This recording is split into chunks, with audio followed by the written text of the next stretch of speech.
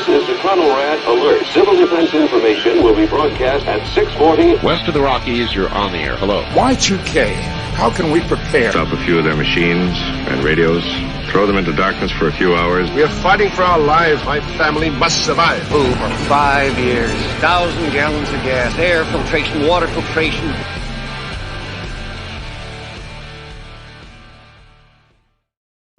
Coming at you from the frozen tundra that is East Central Alberta, Canada, streaming live on YouTube, Facebook, Twitter, Twitch, Telegram, Rumble, and Odyssey. Welcome back to the workshop where we create community, find freedom, promote preparedness, and share success.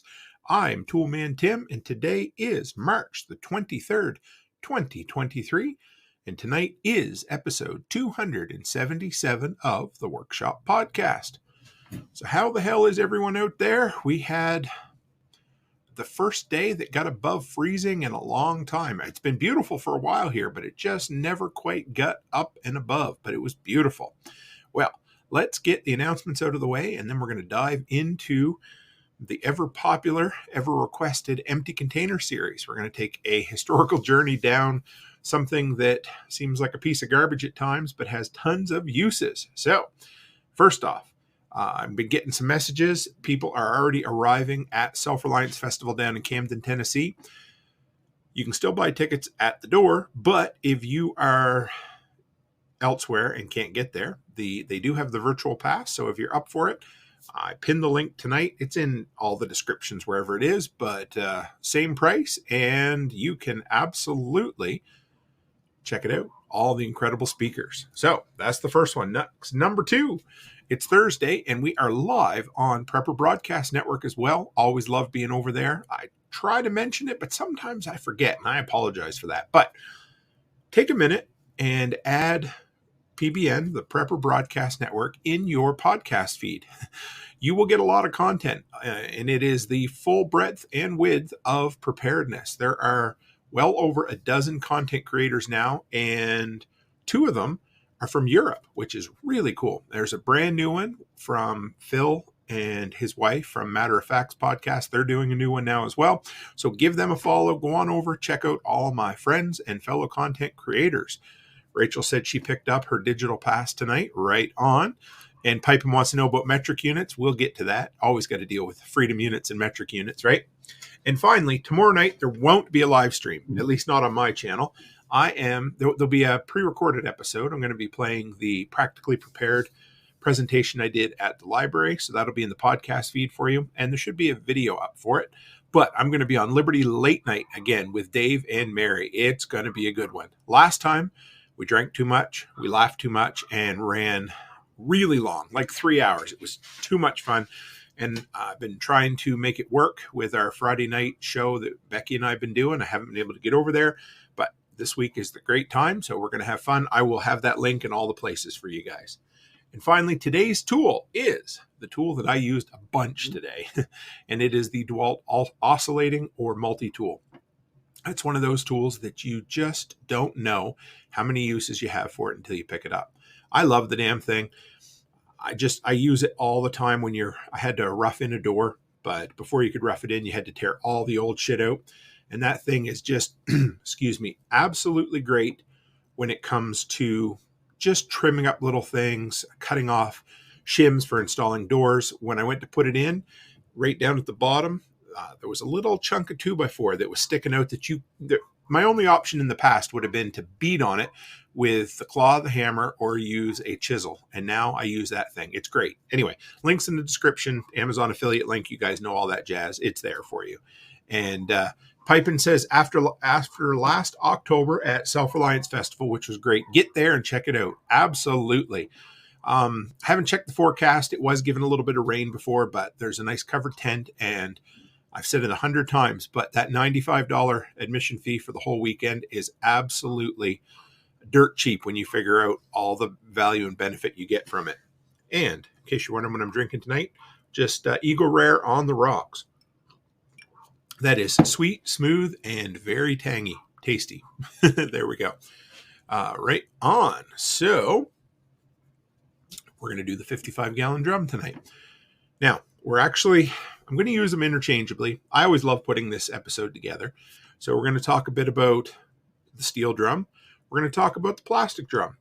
And the one I forgot about, or I shouldn't say forgot about, but I really just didn't find a lot of uses for it, are the cardboard 55-gallon drums. So if you've seen them, they're like, I guess they call them a paper board. They tend to have a metal ring at the top, metal ring at the bottom. They're reusable, but they tend to break down really quick. So I didn't really focus on that. But so this one will be the fun one. And since Pipe and asked about it, we're going to talk about metric units. Rum and Sprite in the tumbler. Right on, guys.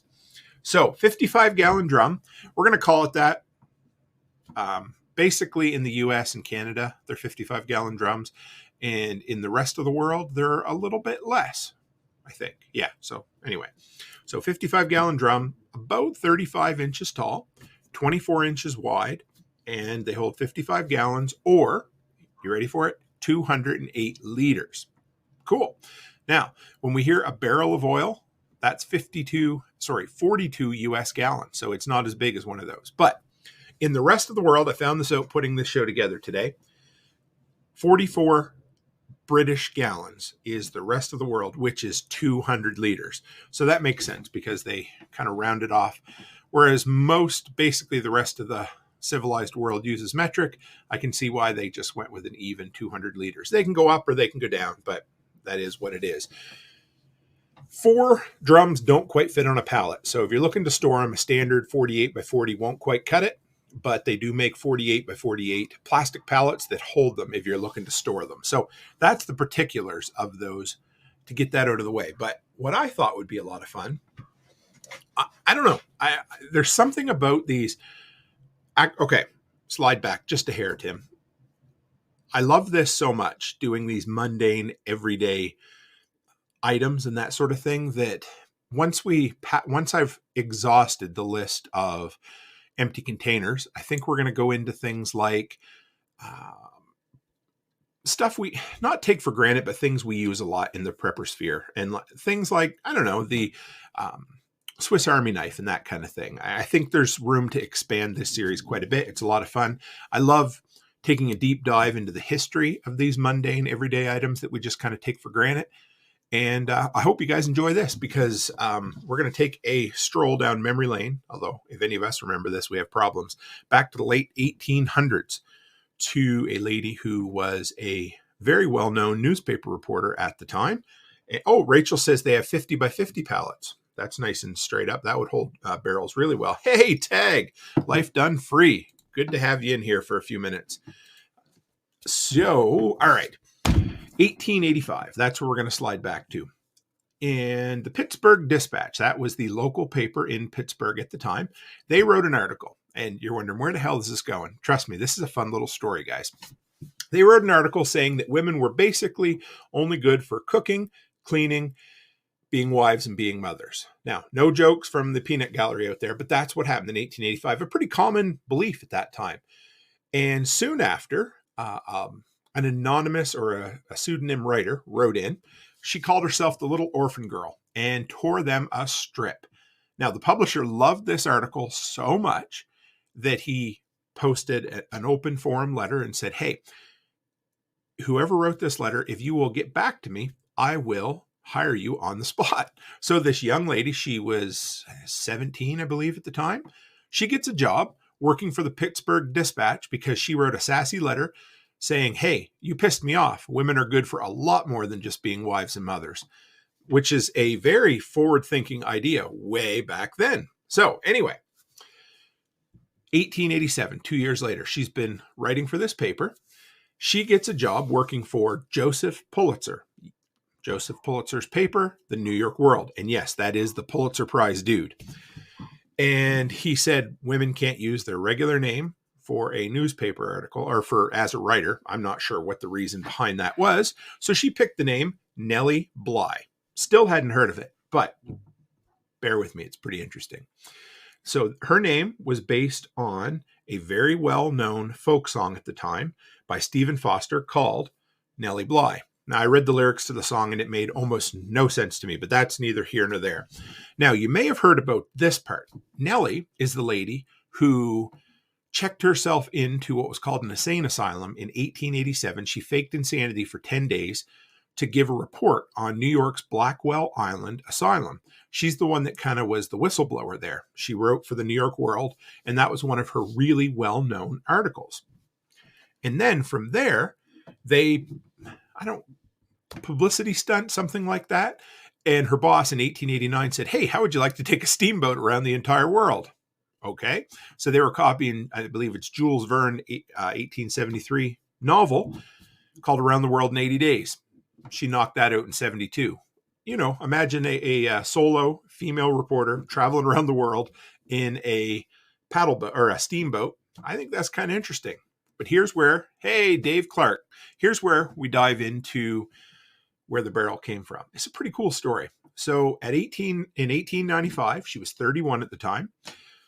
She became subject to the gossip papers. She married, and this sounds like something that would be right out of modern day. She married a business tycoon that was 42 years her senior. So she was 31 and he was 73. Doesn't that sound like something you would hear nowadays? And soon after, now the man she married, and this is where you might start to notice what's going on here, was in charge of the Ironclad Manufacturing Company. Now remember, this is 1895. He gets sick shortly after. I'm not saying she poisoned him, but I'm not saying she didn't. No, I'm just kidding. So she took control of the Ironclad Manufacturing Company. She stepped away. Brian Roberts said sugar daddy. Now, by all reports, they were madly in love. Yes, that's exactly. So Dave Clark said Anna Nicole. That's kind of what I was thinking. So here's the deal.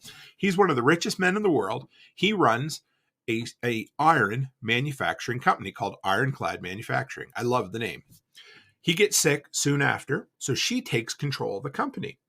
She's, one of their biggest issues they kept trying to figure out was how could they store oil? And of course, oil, petroleum-based products make the world go round. And at that point, they were still trying to store them in wooden barrels. Now you can imagine, now they said, hey, it worked for a bit, but the oil would start oozing out and make an absolute shitty mess. So at this point, she is basically the CEO of a steel company, worked her way up from, an editorial letter to the local newspaper because they pissed her off, became a world-renowned reporter, then becomes married and the CEO of an iron company, all by the time she was 31 years old. So in May 23rd, 1905, slide back just a little. Before that, she's on a trip where she's over in Europe at a trade show. Apparently they had trade shows in the early 1900s as well. She sees these European companies are storing glycerin in these metal containers. She thought, hey, that's pretty cool. So she does what any good boss does. She comes back and she delegates. She said, hey, Henry, I need you to design something that will hold this in this kind of pattern of what they use over in Europe. So Henry Wareham, I don't know anyway, goes to work. And 1 year later, May 23rd, 1905, he gets the very first patent for what later becomes the 55-gallon metal drum. So would it have happened? Sure, it would have happened at some point. But the metal drum gets designed, launched into the North American sphere because a 17-year-old girl got pissed off at her local newspaper and wrote a letter to the newspaper. I thought that was kind of cool. So May 23rd, he gets the first patent. And on Boxing Day, 1905, he gets the second patent. I looked at these on Google Patents. If you're ever wondering, it's kind of interesting. And Boxing Day that year, he gets a patent for basically the exact design of metal barrel, steel barrel we use today. The 55-gallon drum has, for all intents and purposes, been the exact same for 120 years, since Henry in 1905 got the patent and then wrote it up in his boss's name because, same thing. Intellectual property rights when you're working for another company. But he was happy to give her credit for it. Some people inadvertently say she was the inventor. She was not. This was kind of similar to, how do you want to put McDonald's, for instance? The brothers launched McDonald's or came up with the idea. And then Ray Kroc was like, hey, let's run with it. So she ran with it until World War I. Her company went out of business and then the patent went into the public domain. So kind of a sad ending to that story, but that's where it came from. And what I love about this, I've been reading Atlas Shrugged, and you're going to be like, how are you going to tie 55-gallon drums into Atlas Shrugged? Well, in Atlas Shrugged, one of the big themes is purpose and being purpose-driven. And these people, anything incredible that happens in the world has to have a purpose behind it and a drive behind it. And when you have someone like her, who was obviously driven and full of purpose, she brings about the changes and the product that sits around for the next decade and a fifth at this point. It's pretty incredible. So I like that, and it's pretty neat. Nate Lemaster says, Breaking Bad taught me everything I need to know about 55-gallon drums. Absolutely. So anyway, this lady with her drive ended up bringing the 55-gallon drum to where we are today. That's the metal one. Now, I'd love to say the blue plastic drums have just as an interesting story, but it does not. There's barely anything out there to prove where they were invented. I found the original patent from the mid-70s, and you're probably wondering why everywhere you go, you see those plastic drums and they're blue. Why is that? Well, it's not because they accidentally dropped a Smurf in it when they were making them or anything like that. It's simply because of UV resistance.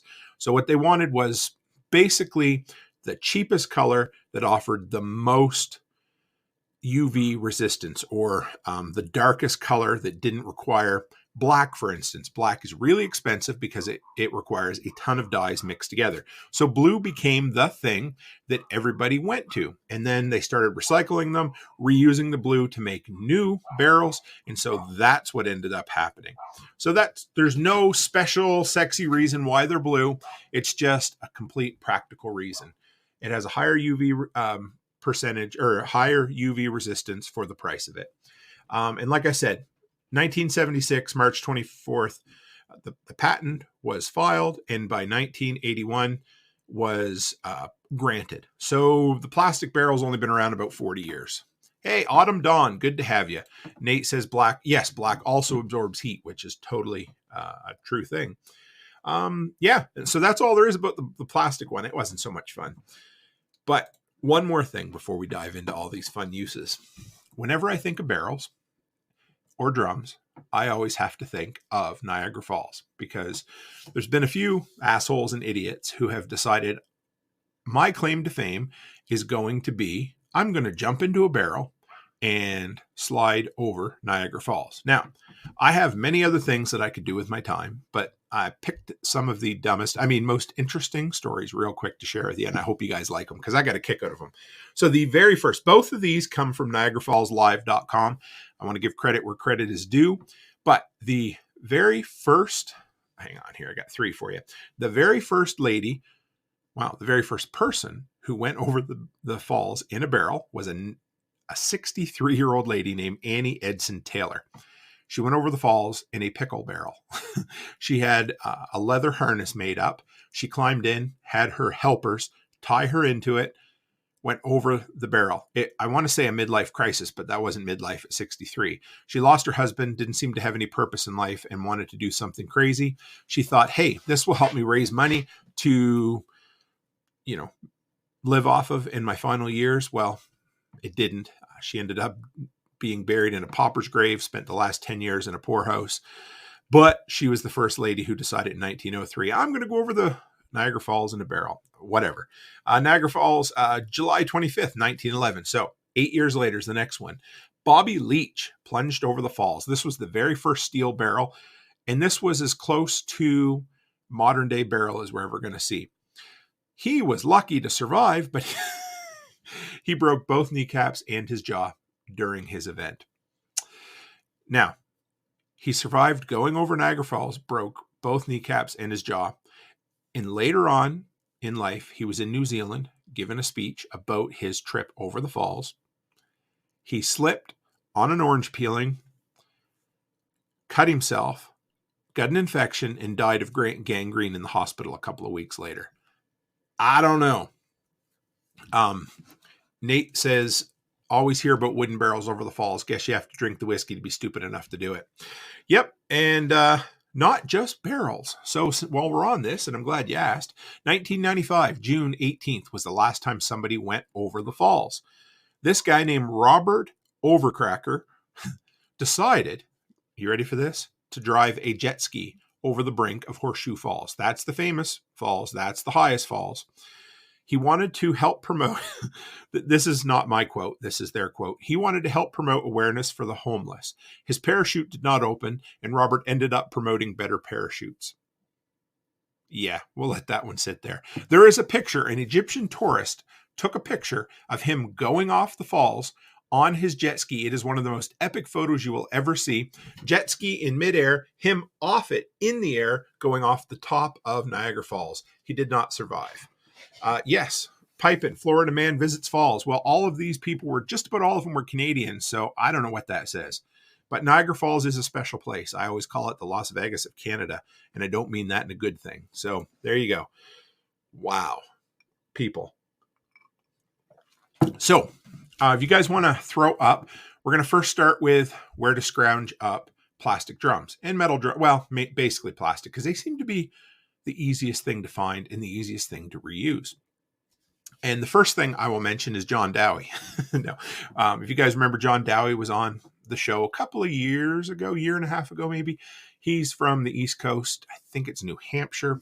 He's a longtime TSP community member, and he has made a ton of money reselling barrels and I think IBC totes. He found a guy that he buys from. They deliver truckloads and he resells them. So there's a great opportunity there to do that. Rachel said she laughed way too hard at the parachute comment. I did too, so I couldn't not share it. Rachel said Craigslist. Absolutely. So best places to find plastic drums to reuse for the homestead or whatever else. Landfill sites, junk sites, one of the greatest places to find them.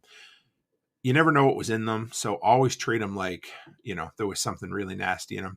I always think back to the 1980s Teenage Mutant Ninja Turtles. There always seemed to be a barrel of toxic waste that was just leaking this nasty glowing green stuff. I was watching a review video where they make fun of old videos. It was a Steven Seagal movie, so it was a masterpiece.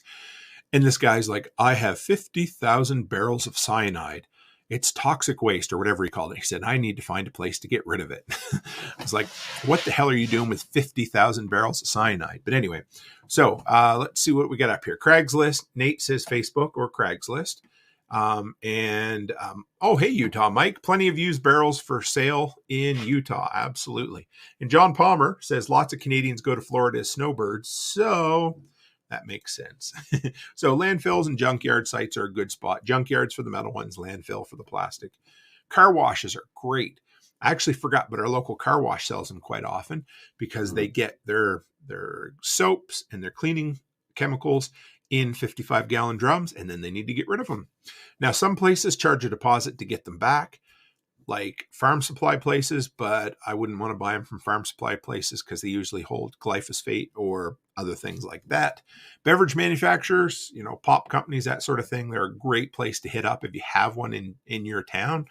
Whenever I'm looking online for IBC totes, I look in Edmonton, and there's 2 or 3 beverage places that's always selling IBC totes that either had syrup or something like that in here. Utah Mike says $10 to $20 used here. I was going to ask that because I haven't bought one. I've scrounged a few before, but does anybody know what barrels go for in their area? Because that seems about fair, especially if you can get a good rain barrel out of it. Waste collection companies, garages and mechanics. They're good places to find steel drums quite often. And then sometimes they'll buy oil and that sort of thing. But again, I wouldn't want to wash them out if they had oil in them and use them for anything that was going to contact water or soil or that kind of stuff. And then I never thought about this, but I was doing some research, and Home Depot and Lowe's sell them brand new. Now you're going to pay way more money for that, but it's a place to start.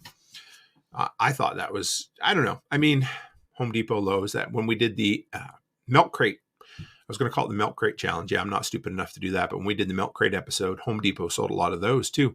And, oh, nice. Nate says his neighbor had a pile of them. We grabbed a couple for our first rain barrel.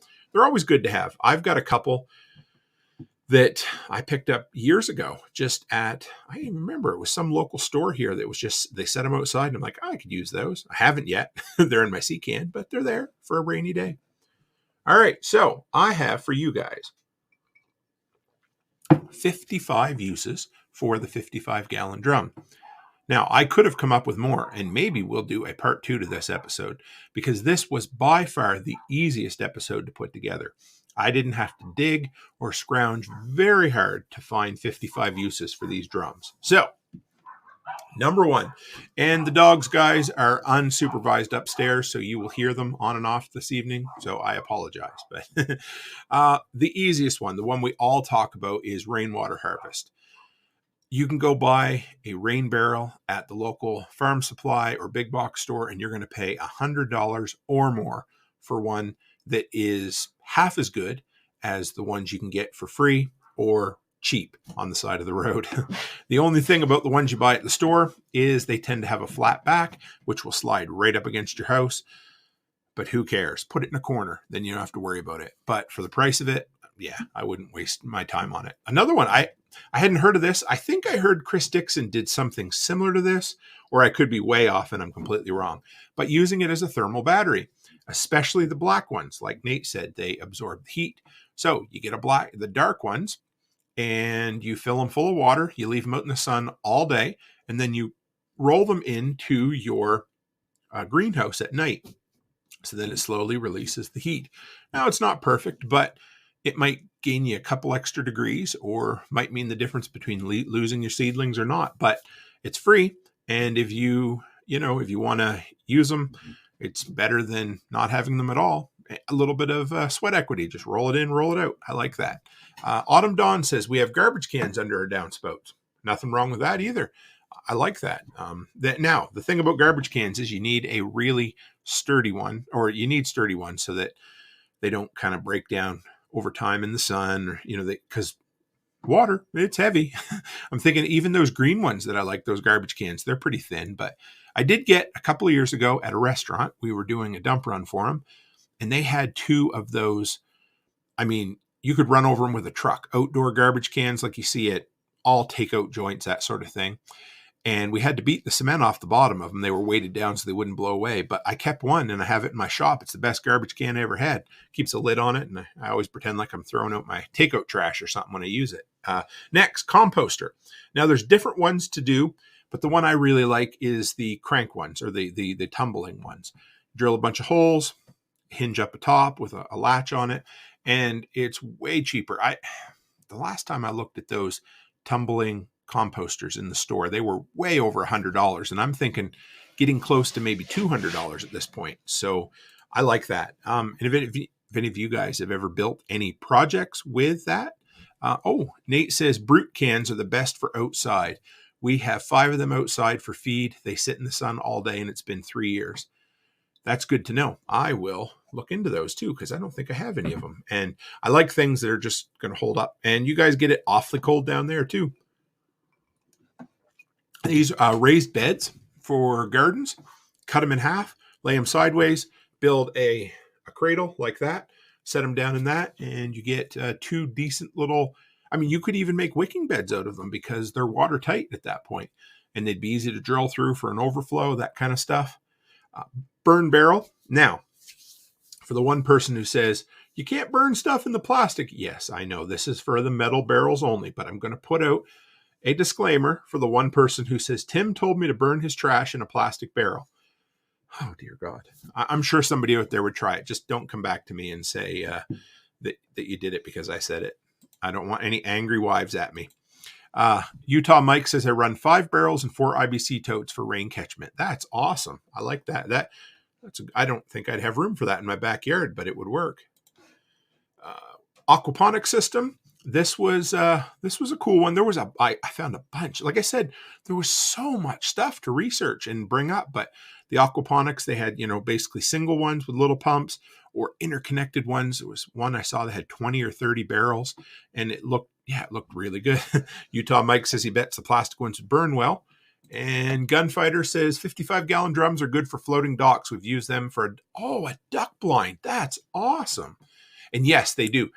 Out east, people used to use those big chunks of styrofoam. It cost an arm and a leg to buy that stuff. And then all of a sudden it seemed like everybody switched to the blue drums. Now, the thing about the blue drums is they are buoyant, and you put a bunch of them underneath of a platform and it's going to sit out of the water, at least half of the barrel diameter. So sometimes they can be tricky to get up, right?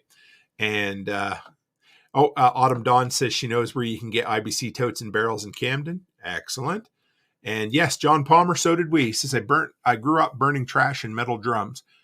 I remember, now I'm going to date myself, but I'm almost 42. And I remember when I was a kid that the local dump would be burn day. I think it was once a week or every so often they'd burn the garbage. And they would try to make sure that the prevailing winds were going away from town. But every so often it would switch and you would get the nastiest old smell of that. Now, here's something interesting. I read this quite a while ago about urban development. Now, typically in North America, most prevailing winds go from the west to the east. And so that's the reason that a lot of cities tend to be slummier on the east side, because in the past, they built garbage dumps on the east side of cities. And of course, the well-to-do didn't want to live around there, so they tried to build as far away as they could. And so that's why typically in most North American cities, the east side is a little dumpier and the west side tends to be a little more ritzy. I can't remember where I read that. Rachel Brown said, saw a video by Uncle Mud using the metal ones cut in half for a rocket mass heater. Yeah, great idea.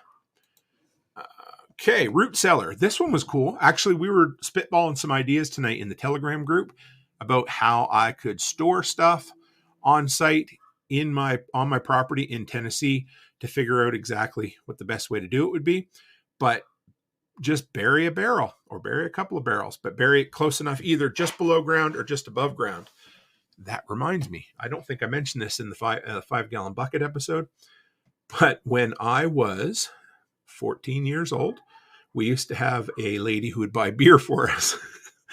And we built a camp out of logs. It had a raised floor about 6 inches off the ground in the woods. And underneath, we dug a great big hole, sunk a 5-gallon bucket in it. And then that's where we would keep our beer. It would stay nice and cold.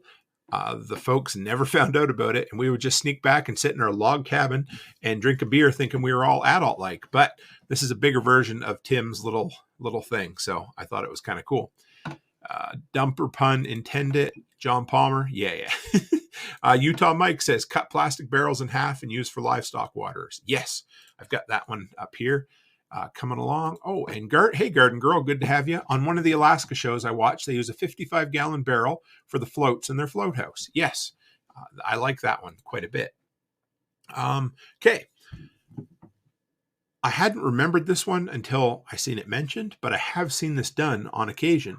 Fill them full of dirt, sand, or rocks, and then you can stack them to make a retaining wall. Build them all together and then gradually bring them back. They would be heavy.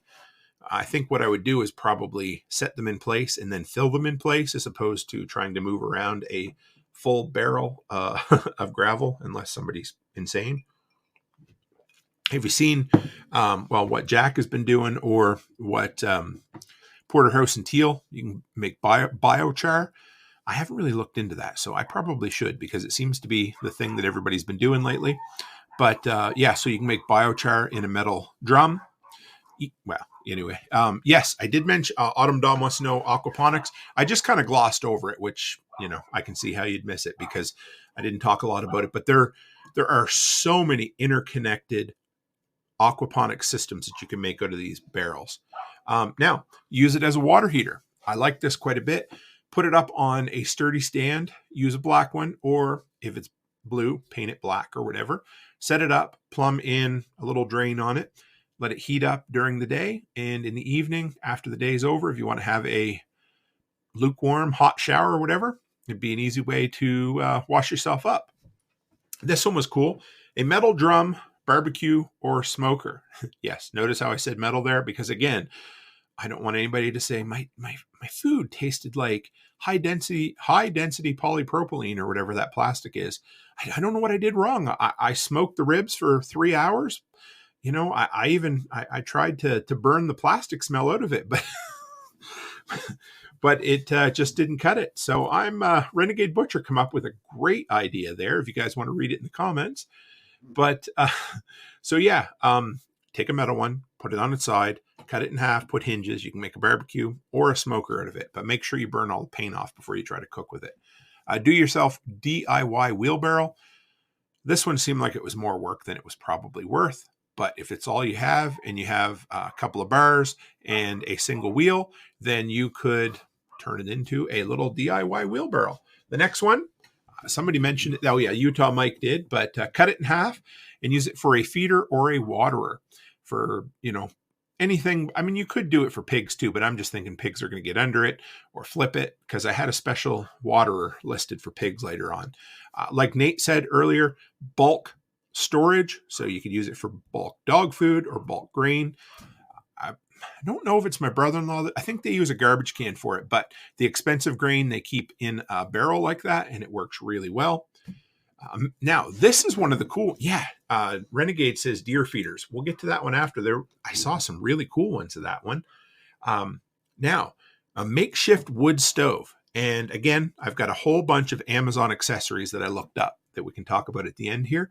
But this one works part and parcel with a kit I saw on Amazon. And it comes with 2 feet and a heartbeat. 2 feet and then a screw on or clamp on front door for it. It's really cool. I liked it. It was a cheap way to make a camp stove, that's for sure. And hey, we got Trout's Adventures in here. Said the bees decided to use a 55-gallon barrel for a beehive home for the last 5 years in our barn. So funny you'd mention it. When I was researching for the show, there's a lot of people who do makeshift beehives in there. I couldn't quite see how they'd work the way they had them, so I left it out of my notes. But hey, if they do it in nature, why not give it a shot? And Hunter says, see if anybody has any ideas, needs to find a 30-gallon barrel to fit inside of a 50-gallon barrel. I won't ask unless it's for disposal of something illicit, illegal, or unethical. 2-barrel makeshift septic system. If you guys have heard me tell the story about my homemade septic system or home-built septic system out east, we used multiple cement well rings and it worked beautiful. This is a much smaller system based on that exact same principle. You have a holding tank, you have a solids tank and a liquid tank. The first one goes in the ground and they're pre-plumbed kind of. Now you might need to make them a little bit bigger, but it was a cool little setup. You just dropped one in the ground, plumbed the next one over, and then you could go out into a makeshift leach bed as well. I thought it was kind of cool and super easy. Gray water storage and distribution system. Now, this is something we did down at our old place years ago, and we lived out east as well, is we diverted all the gray water from the septic system so it wouldn't overwhelm it. And I thought this was pretty cool. You could plumb just say your washing machine or your kitchen sink into that, and then you could have a little thing that you turn on or turn off as needed to kind of let it leach into the ground or let it, from what I understand, gray water is okay for things like berries and fruit trees. Not really sure beyond that. Hunter's making charcoal. I put the quotation marks around just so it sounds more nefarious that way. Renegade says he's building the pontoon boat. That's for disposing of the item he mentioned earlier. You can build docks. Yes, docks are great with them. Emergency water storage. I actually found a prepper site that had a bunch of this stuff on it, and a lot of people use them for water storage. I mean, it's round, which is kind of the least efficient for space, but if that's all you have and it was a food grade 55-gallon drum, then hey, why the hell not? Some people said they kept water in them for 3 or 4 years and just kept treating them with bleach. That's okay too. Probably not a bad idea to cycle through them once a year. This one was weird. A DIY snowplow. Looked like something that they would make in Newfoundland. And basically they took a metal one, cut it in half, and then used the half, cut the ends off it, and used that as the push scoop. It looked really redneck. I have nothing wrong with rednecks, but I don't know how well that one would work. An underground security cache. I thought that was really cool. We talked about that. We talked about a root cellar. This one would be kind of similar to, burying 4-inch pipe with a bunch of stuff in them. But yeah, John Palmer says he has a relative who did the 255-gallon septic system. You're surprised at how much throughput something like that could have. Just curious, John, how big of a household, and how often do they have to flush it, if you happen to know? And Dave Clark says it sounds like something Red Green would think of. I actually believe I saw Red Green build something like that. So who knows? Underground security cache, floating raft we talked about. A half barrel with slots in it to make a bike rack. Cut the metal or plastic in half. Flip it, so the round side's up, and then put slots in the front. You can put 5 bikes to a single barrel.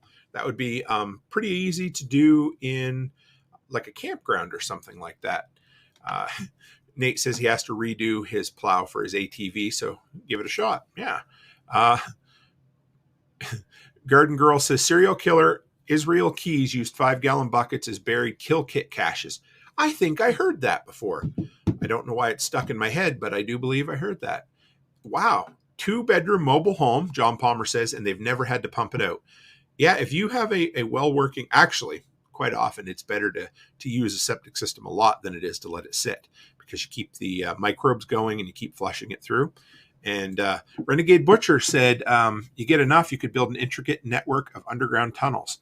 My brother-in-law, Barrett, who's been in here on and off a lot, they've actually looked at 2 houses that are kitty corner to us on the back alley. They didn't end up buying either of them, but I was 80% serious that I would have loved to have built an underground tunnel between my shop and his shop if he had done it. And he also does this, scrap metal for welding. You can use them to build things, but they work really well for scrap metal storage bins. And Garden Girl says they haven't found all of his kill caches yet. They probably never will. This one was a very Canadian one. Cut up a plastic one, roll it out, and use it for the bottom of a toboggan or a redneck crazy carpet. Also interesting. A redneck footstool. Cut it in half, flip it over, put your feet on it. You're done. I like that one. I seen this to build a chair, and I thought that's got to be the dumbest. It actually looked pretty damn good. Now, they took some times and rounded out the corners, rounded out the back, but look up the outdoor camping chair or deck chair with 55-gallon buckets. I thought that was kind of cool. Wow. Oh, wow. Utah Mike says they have found 3 different bodies in barrels in Lake Mead Drought. That's the lake just outside of Las Vegas, guys, that is basically dried up. And yeah, I can see, and I'm sure that no wise guy ever put them out there. So, hey, Liv, my daughter's on. Hey, sweetheart, good to see you. Canadians would use it for maple syrup, Nate. And John Palmer says, my house was built in 1980. Septic has never been pumped. Yeah, if you keep it going and working, no problem. This was one of the weirdest ones, and it looked damn good. But cosplay armor. So if you are into going to Comic-Cons and you like to build your own outfits, somebody built an entire stormtrooper outfit out of white plastic drums. Enough said. Catamaran boat, we mentioned that earlier. But yeah, just you can put the floats out on the side and then build a half or a full one that you slide into. A log skid. Now this one takes a little of explaining, but the guy who built it said it was one of the best things he ever did. So he took a plastic barrel, kind of cut a line down it, and made like a really big cone. And I was going to say a warning cone, but then I was like, like a chicken kill cone, because normal people say that. Anyway. So he took a 55-gallon drum, cut it down the side, and made like an inverted cone. And then he would slide his chain through it and put a boomer or a chain around the logs. And he said he never once had a log hang up on anything on the ground with having that on there. So one person somewhere will use that idea and do really well. Yeah, you could build an ostrich kill cone out of it. Renegade, if you guys come, that man always brings the $5 tips with him. They're incredible. That has got to be one of the most practical uses for a 55-gallon drum I've ever heard of, an ostrich kill cone. Now, I don't know many people who raise ostriches. Emus out east, there was one guy that blamed the windmills on killing his emus, even though they don't fly. But yeah, it is a good idea, Hunter. I like that. And Nate says 3D printer for cosplay stuff. I see that posted on Facebook. That's kind of cool. Pig feeder. Now, this was one thing we did have. Actually, when we had pigs, I used a 55-gallon blue drum for water. I went to an old farm, excuse me, and bought a couple of those self-watering water bowls like cows would use, but the pigs figured them out great. I plumbed that on the inside of the fence, and I had the 55-gallon drum on the outside of the fence because pigs are assholes and they'll root everything and knock anything over. So this guy had the barrel on the inside of the fence for the pigs, and it had like a self-feeding bowl like you'd have for dogs, but then he had 4-inch pipe plumbed to the outside so he could fill it without having to go in and deal with the asshole pigs. And Autumn says, I think Nicole grew her turkeys big enough to need a drum for a kill cone. Actually, we're going to talk about that. There is, I believe, a chicken plucker that somebody said you could use the drum as a 55-gallon plastic drum. And Chicken Hawk Farmstead showing up late at the party. That's okay. We already got half a bourbon in. Good to have you, brother. What else we got? A dog house or a stray cat shelter. Somebody had a picture. They said, look at this beautiful $300 dog house I bought. Now look at this $20 55-gallon drum dog house I bought. I said, guess which one my dog likes? Yeah, I bet you guys can guess too, but it was kind of cool. A wildlife deer feeder. This one was kind of cool. It was massive. Well, not massive, but it had a tripod to hold it up quite a ways up in the air so they couldn't reach it. And it had a timer on it, so it would drop feed onto the ground every so often. Now, depending on where you live, the legalities of that, allowed versus able, that kind of thing. Out east, totally legal. On the prairies, totally illegal. Moving right along. Chicken nesting boxes. I've seen quite a few pictures of happy little hens sitting on their eggs inside a 55-gallon drum. Now, it would take quite a few of them to have a big flock, but whatever. Renegade says they make nipple waterers to screw into them for pig barrels. That makes sense. Chicken nesting, a worm bed. So this one was kind of cool. Flip it over. This was an outdoor worm bed. So you'd want it somewhere where you could stay, where it stays fairly warm. But again, flip it over, make like the Jesus manger cradle, like a Y, and then put it down on there. Hey, I see somebody new in here. Fireproof Fox. Good to have you. Says works great. Yeah, well, okay. Fireproof Fox says works great for a cow mineral feeder. You can cut a hole about 3/4 of the way down a plastic drum, put mineral blocks in the bottom, keeps it dry, and the cows eat out of it just fine. That's actually a really cool idea. When I was a kid, we used to buy those and we'd put them in the lake for the week we were out at the cabin, and it would keep the leeches away, the blue salt ones.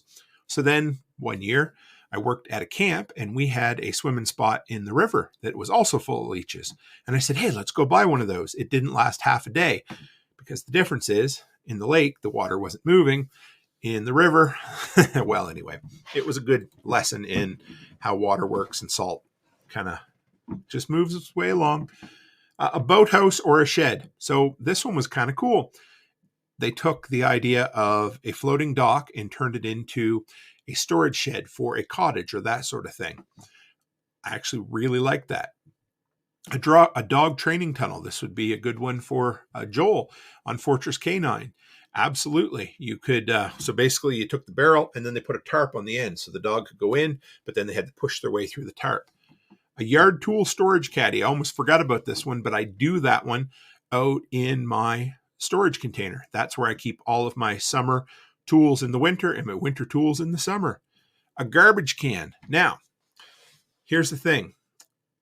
You have to make sure you get the right damn garbage can for it, the garbage bags for it, because even the largest yard bags don't tend to fit really well on 55-gallon drums. You end up stretching them and they rip. So if you look on Amazon, they have specially designed garbage bags to fit into 55-gallon metal or plastic drums. They make good field lunch tables. Yes, I thought that one, I was like, that one seemed kind of lame, so I didn't add it, but that's a great one. Thanks, Trout. And, Bonnie says she uses them as a dog box in the dog run. Makes sense. And what else we got here? Long-term fuel storage. Now, this is going back to the days of when Stephen Harris used to be on the Survival Podcast all the time. And he said he stored fuel into that a lot. I don't know. That's a lot of fuel to have to move around. He had smaller barrels. I think they were maybe 15-gallon ones that he used quite a bit, but he did use 55-gallon drums on occasion just to see if they'd work, and people said they would. A large fermenter. Now, you'd be making a lot of wine, but I did see online where a lot of people use them to ferment their wine in, or things that are going to turn into something stronger than wine.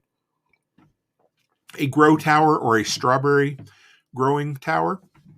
If you've seen them, you just drill holes, like 4-inch holes all the way around, and then kind of put a like a little cup or a scoop on the outside so the plants can fit down. You can plant a whole bunch vertically.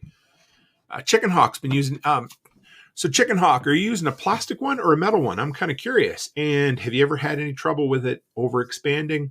Does it need to be vented? I have lots of questions, but I wouldn't mind trying something like that down the road. Actually, it would probably be worth maybe buying some racing fuel or something, airplane fuel from the local airport, because that lasts a long time, but it's friggin' expensive. You could, yes, Renegade. I was trying to not laugh while I was telling you that last one, but he said you could balance on one while juggling. I can juggle, but I can't balance on one, so we'll try that. Decorative planter with wood around it. This one was like, it held the water in. It seemed to kind of defeat the purpose. You might as well just build it out of wood. An outdoor sink or a wash-up station, something like this would be good at spring or fall workshops. Just, again, cut it in half, have the water running down in it, wash it up, and then you could have a little drain on the side to let the water out. Soapbox derby car. I thought this one was really neat. There were tons of those out there. I didn't even think that was still a thing. Use the half-cut barrel as the little place for the kid to sit in, steering wheel, and then put like trike wheels or wagon wheels on the outside.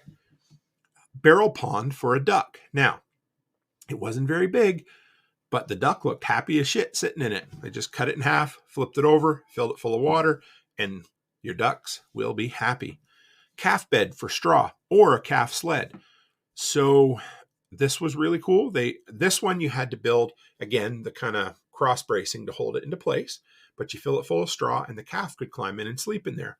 Or if you guys have ever seen, up here especially, when they calf, it tends to be pretty cold, but calves can still be really heavy. So they need a way when the mother has them out in the middle of the field to pull them back to the calf barn.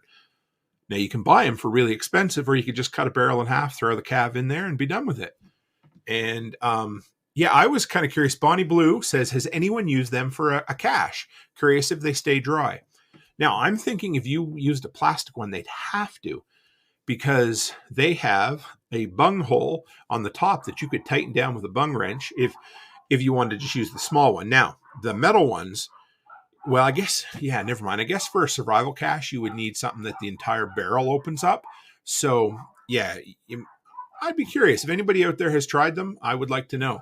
Make one hell of a cart or a wagon? Absolutely, Hunter. Yes. And Chicken Hawk reported back. He says plastic is the barrel that he stores the gas in. It swells up. Never had it swell up. Had it in a barn far from the house just in case. Yes. I often wonder, anyway, whatever. But if the local fire department showed up and you're like, oh, by the way, I got a 55-gallon drum in there in case the house is on fire. I mean, I do it all the time. And Renegade said, well sealed, they float better than some social media platforms. But yeah, so there you go. And I did say bunghole, and I'm going to say it a bunch more when we get to the Amazon accessories. So be prepared for all of the Beavis and Butthead jokes and Renegade Butcher chuckling like a little girl to himself. Bury a plastic one for a root cellar. I think that's a great idea. Redneck Rocket. You guys ever seen one of these? If not, Google Redneck Rocket. So you put the barrel upside down, you dump water and calcium carbide in it, let it do its reaction, and whoom, straight up in the air. Lots of guys have probably almost, lost an eye, a nose, a head, or whatever, but they were pretty cool. Rather interesting. Frisbee golf. We have a Frisbee golf course here in town. If you wanted to do a redneck one or just build a little practice one, cut the barrel in half, put a riser in between it, and then run your chains between it. It gives you a good top and a bottom, quite a bit cheaper than building one out of metal. A composting toilet. I saw this one and I'm like, well, 55 gallons worth of capacity, so that was kind of cool. Now, on this one, they mounted an actual toilet seat to the top of the drum, but they had to have a step stool to get up on top of it because it would be a rather precarious perching of putting your posterior on the top of one of those barrels. I think I'd be scared to fall off it. But anyway, that's another story. A barrel for a chicken plucker. So I've seen a couple of those where they had all those little rubber chicken plucking fingers as the inside, and then the drum was just the piece that spun around. A live bait tank. This one was kind of cool. You could, fit that in with, say, an aquaponics or something like that. But yeah, put it in there, have something to circulate the air and water, and then you could keep the bait in there. And what do we got? Renegade says auxiliary fuel tank for a diesel truck. Not a bad idea at all. Chicken Hawk says, got to be careful burying them for a cache site. They float up like an empty septic tank. Makes sense. And yes, Bonnie says pretty big for a toilet. I agree completely. But it was, yeah. And Rachel Brown, I saw this one. I didn't list it. She said, my neighbor has train cars for his tractor for his grandkids or yard sales. Yes, I saw that quite a bit, and I thought that would be kind of neat. Yes, and Utah says maybe a bait tank out of an IBC tote. Also a great idea. Use number 53, compost tea maker. Again, that should go without saying, but a pretty easy one. 54 was pretty cool, a pond filter. So they basically had a pump in it with an outlet, and the water pumped up to the top, and they had a gravity-fed gravel and whatever else sediment they put in there to filter out the pond water. It didn't look bad. They kind of decorated around it, but it was a field expedient pond filter. I like that. And then the use number 55, a 55-gallon drums, was a small 2-kid swing. It actually looked kind of cool. So they did it lengthways so that, they cut it half off, and then the kids could sit in it, and then they had the chains this way. So it swung kind of like a teeter-totter or something. Whatever. It was kind of cool. Better than just the old-fashioned tire swing. Fireproof Fox said, anybody say a smoker or grill? Yes. And I did mention, or I should mention again, that if you're gonna make a smoker or a grill out of it, don't use the plastic ones. Hunter said dust collection. See, never even thought of that. I think we could do 55 more. So I may have to do a part 2 of this series down the road. So I went on to Amazon to see what kind of cool accessories you could get to accessorize your brand new to you 55-gallon drum. And again, there was lots. And also be prepared to hear the 2 words bung and hole next to each other on multiple occasions during this next section of the list. Crawfish boiling pot. Not a bad idea. Okay, so the first one, and I mentioned this before, but it's really cool. Do yourself a favor and look it up on Amazon, but it's a wood stove kit. And I only looked at it quick. I'm not sure if there was a piece for a chimney or not, if you have to do that yourself. But it came with 2 kind of half circle feet that you could bolt to it, and then a bolt-on front plate with a heavy-duty door. It was cool. I think it was under $100 US, and it would make a pretty cool camp stove or a garbage burner or something like that. And Bonnie Blue said, anyone cut one in half for worm composting bin. Cut in half and let the worm juice drain out of the bung hole. Oh, Bonnie, I'm hoping you did that on purpose because that would be funny. And now Chicken Hawk wants somebody to send pics. So next time we should all send in pics of our builds. Yeah. Oh, of your builds. Okay, good. Yes. Yeah, I would love that. That would be pretty cool, actually. So the next one is a 4-wheel drum for the bottom of it. So what it looks like is not a dolly, but like, those little moving dollies that are square and they have 4 wheels that'll turn in any direction. Well, this was a perfect circle that fits on the bottom of them. I've seen them in shops a lot for guys that move around, say either the oil collection barrel or the barrel they pump oil out of. An easy way to move around a really heavy barrel. Next, a heating band. Now, there was a bunch of different ones of these. Some were just a small one that they put around the bottom. It was used to kind of heat up solidified oil or grease. And then there was also whole jackets that would fit around the entire barrel. So figure out all kinds of different ways you could use that. But I was thinking, I forget what the name of them was, but they build like a heating blanket for a carboy. This would be a bigger one. So you could kind of hook it up with if you're making wine to ferment it, and then you could keep the temperature at an ideal temperature for fermentation. I would love that. Bonnie says she puts one in her UTV bed to water my seedling fruit trees. Great idea. Renegade just hitting it out of the park with his tips tonight. Giant mailbox for packages. Actually, that's not as bad an idea as I thought it was going to be. I just assume that Renegade's ideas are going to be something smart-ass to make me laugh. And then he comes up with escape pod for global apocalypse. May need several redneck rocket boosters. Yes. Okay. Number 4, a bunghole pump. We'll let that one sit there all by itself. So this is basically a battery-powered or an electric one that screws into that standard. I believe it's actually a metric fitting, but it's about 2.5 inches wide. Screws down, you tighten it in tight, and then it gives you a battery-powered or an electric-powered pump. Drum lifting, chain hoist, and sling. That sounds like a lot of words that don't make sense together, but basically the chain, how did it work? So it had 2 hooks on either side, a V of chain, and then a sling that fit into it. So you could pick up from the top a 55-gallon drum with, like a transmission or an engine hoist would work, or an electric hoist, whatever.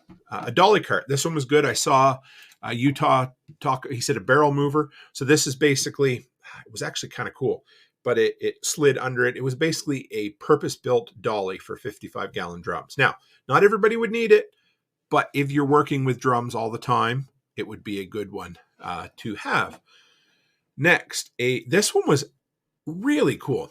It was a cradle. So again, this is a specialty one, but if it's something you're going to do a lot of, you could slide it under, and it had kind of 45-degree rounded corners on it.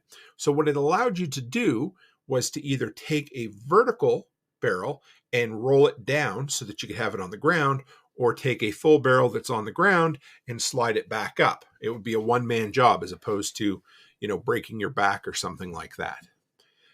Number 8. So if you're going to work with 55-gallon plastic drums, you absolutely have to have a bunghole wrench or a bung wrench, because those bunghole closers, whatever they're called on the top, they can get screwed down there and they can plug off the bunghole, and then you could end up having a really hard time removing it or extricating it from the bunghole. So make sure you have a bunghole wrench in order to extricate whatever happens to be either lodged in the area or need to be dislodged. So we'll move along from that. Now this one was kind of cool. It was a bunghole rain barrel spigot for laying on its side. So normally you see homemade rain barrels are upright, and then you drill a hole and put in some sort of like tap or, garden spigot or something like this. Well, this one was a sideways. So you lay it down horizontally, again, build some kind of like Jesus in the manger type thing to hold it there. And then you just unscrew the bunghole cover and then screw in what looked like a normal garden tap on it. I thought it was kind of cool. And Chris Dixon said Josh's mind is spinning trying to get all these clips. I forget about I don't even do it on purpose, but I love to set him up. So yes, if you guys are over on fountain.fm, please clip me.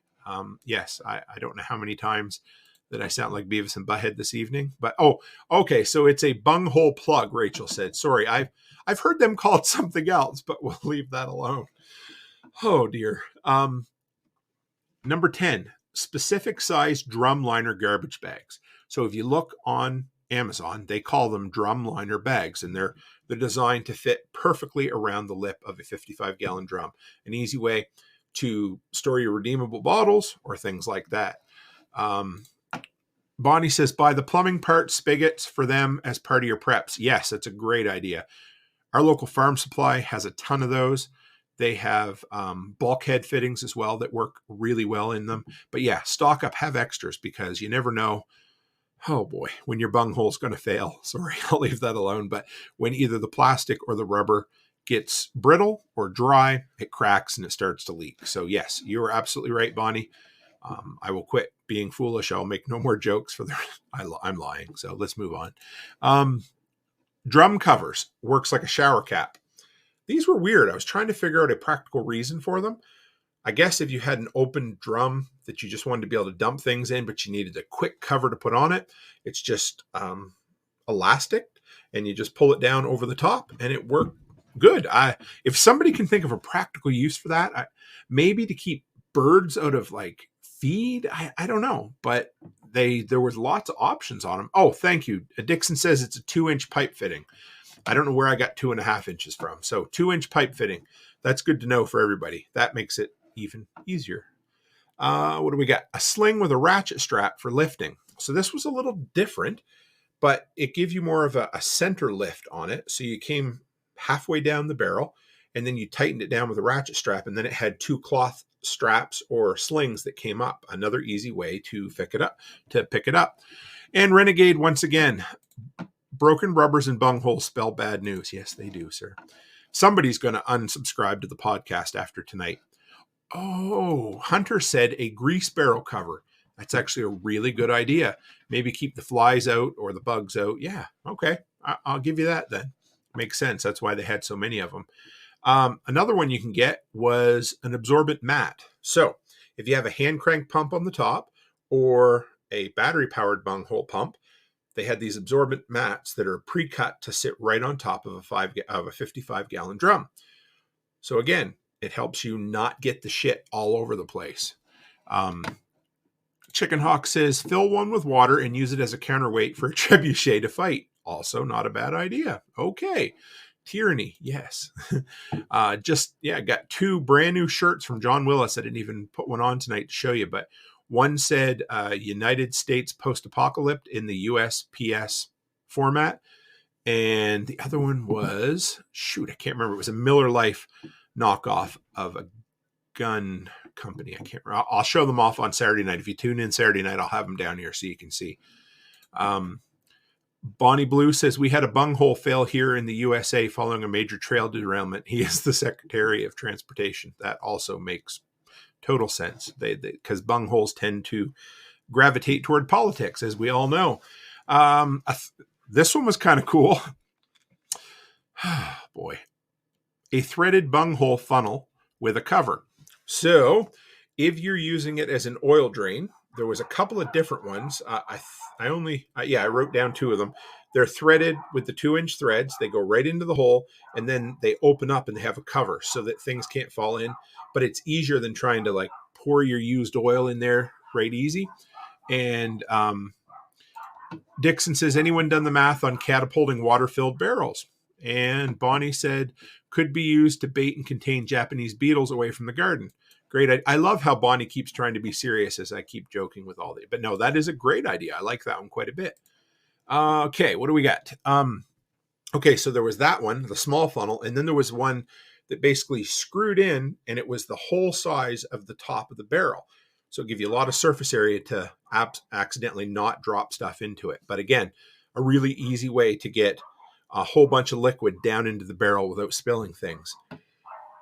This was a hunting cap. So it was for that. It was an easy remove lid that you could use as a bait barrel. So it was basically a flip up lid. Once it mounted on, it took the place of the tightened down lid, and it worked really well. I like that one quite a bit.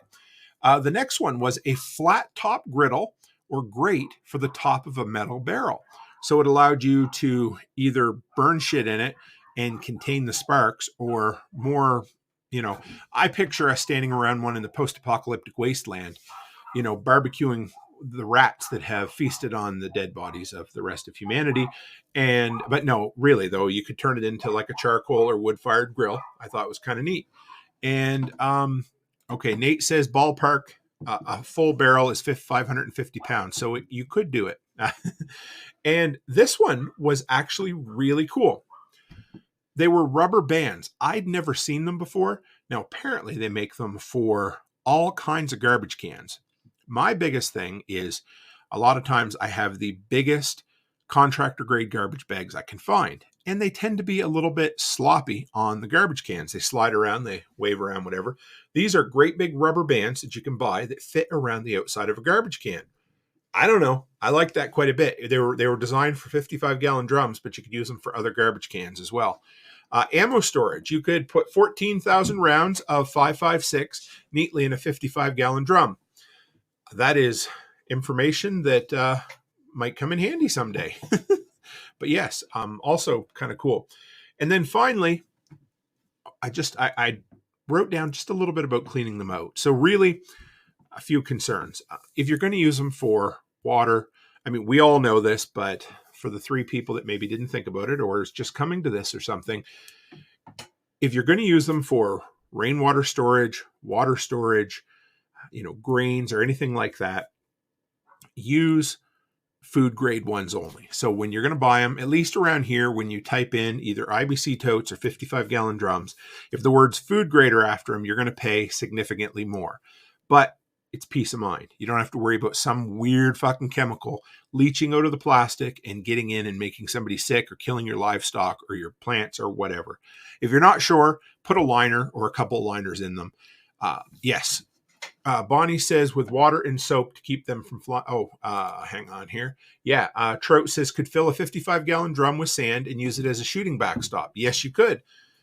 Tactical Response had a bunch that were filled with, I think there was some with cement, or maybe they were, anyway, but they were like covering concealment things as well. They worked really, really well. And so if it's a petroleum-based product and you just want to get it out of there, use like Dawn dish soap or something like that. Hot water, Dawn dish soap, tighten the bung down, put it on a side and roll it down a hill a few times. Get it all mixed up and then drain it. Triple rinse everything. But like I said, if it has chemicals, use it for things like storing your tools in, storing your offcut metal in, that kind of stuff. I just don't think it's worth it when you can find food grade ones out there as well. But like I said, anything that comes food grade in our area, you tend to pay a premium for them. So yeah, I like this one. I haven't done one of these empty container series yet where I thought there was enough information to do a part 2, but we may have to revisit this topic down the road because obviously you guys, we'll pretend like Josh did as well, but everybody played a big part in participation tonight. And there's a ton of other legitimate reasons, and I didn't even put quotation marks around that, for using 55-gallon drums. So yeah, I like this. If any of you guys had any other suggestions before we wrap up, but like I said, what do we got coming up? So tomorrow night, there's no episode. There'll be a recorded episode of my library presentation. Will be in the podcast feed for those of you who are wondering. Saturday evening, we're going to be doing an entrepreneurship episode, and we are going to, I got a lot of things I want to talk about. There's a ton of interesting little tidbits that are going on right now. So I want to try to cover everybody, fill everybody in on all that stuff. And then Sunday evening, I believe my brother, Don, the EMT ambulance driver, will be back on. That's going to be a great episode. Always appreciate him coming on. We got so much on the go. I just got confirmed for another event. I will let you guys know where that is. Another one south of the border. I'll fill you in as soon as I have just a little more information about it. I know what it is, but we'll get past some of the events that are happening right now, and then we'll make the next big announcement. So I always enjoy that. But yeah, other than that, guys, tune in. Yes, and join me tomorrow night on Liberty Late Night with Dave and Mary. That is going to be fun. I don't have a link for the live stream yet, but as soon as I do, I will throw it out on social. And guys, I love hanging out with you in here. I appreciate you coming, all the laughs, and 55-gallon drums. It was a good one. Dave Clark, you are very welcome. And Rachel Brown says nothing about poor Josh is legitimate. We'll call him illegitimate. So with that, guys, I appreciate you as always. Stay happy, stay healthy, and have a great week.